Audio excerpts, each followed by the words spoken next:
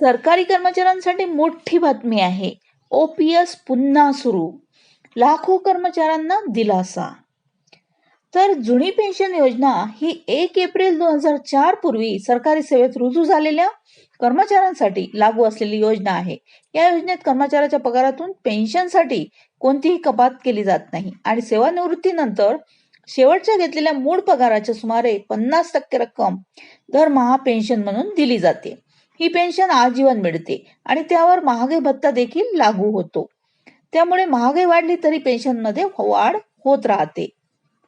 2004 नंतर केंद्र सरकारने नवीन पेन्शन योजना म्हणजेच NPS लागू केली. या योजनेत कर्मचारी आणि सरकार दोघेही ठराविक टक्के योगदान देतात आणि जमा झालेली रक्कम शेअर बाजाराशी संबंधित विविध योजनांमध्ये गुंतवली जाते. त्यामुळे निवृत्तीनंतर किती पेन्शन मिळेल हे निश्चित नसते. बाजारातील चढ उतारांचा थेट परिणाम कर्मचाऱ्याच्या पेन्शनवर होतो. याच कारणामुळे अनेक कर्मचारी NPS बद्दल असमाधानी आहेत आणि OPS पुन्हा लागू करण्याची मागणी केली जात आहे.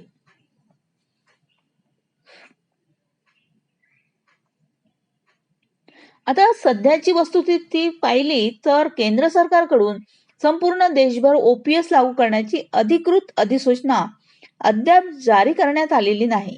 मात्र काही राज्य सरकारांनी त्यांच्या स्तरावर जुनी पेन्शन योजना किंवा OPS सदृश हमी पेन्शन योजना लागू केल्या आहेत. यामुळेच अनेक कर्मचाऱ्यांमुळे अशी भावना निर्माण झाली आहे की येत्या काळात विशेषतः 2026च्या आसपास याबाबत केंद्र सरकार मोठा निर्णय घेऊ शकते.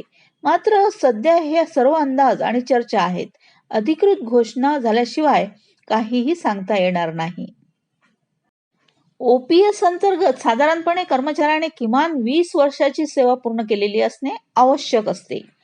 सेवा पूर्ण केल्यानंतर निवृत्तीच्या वेळी कर्मचाऱ्याचा जो शेवटचा मूळ पगार असेल त्याच्या 50% रक्कम दरमहा पेन्शन म्हणून दिली जाते. उदाहरणार्थ एखाद्या कर्मचाऱ्याचा शेवटचा मूळ पगार 40,000 रुपये असेल तर त्याला अंदाजे 20,000 रुपये मासिक पेन्शन मिळू शकते. याशिवाय लागू असलेला महागाई भत्ता वेगळा मिळतो. त्यामुळे एकूण पेन्शन रक्कम त्यापेक्षा जास्त होते. जुनी पेन्शन योजनेचा आणखी एक मोठा फायदा म्हणजे कुटुंब पेन्शन. कर्मचारी निवृत्त झाल्यानंतर किंवा सेवेत असताना मृत्यू झाल्यास त्यांच्या पत्नी किंवा अवलंबित कुटुंबियांना कुटुंब पेन्शन मिळते.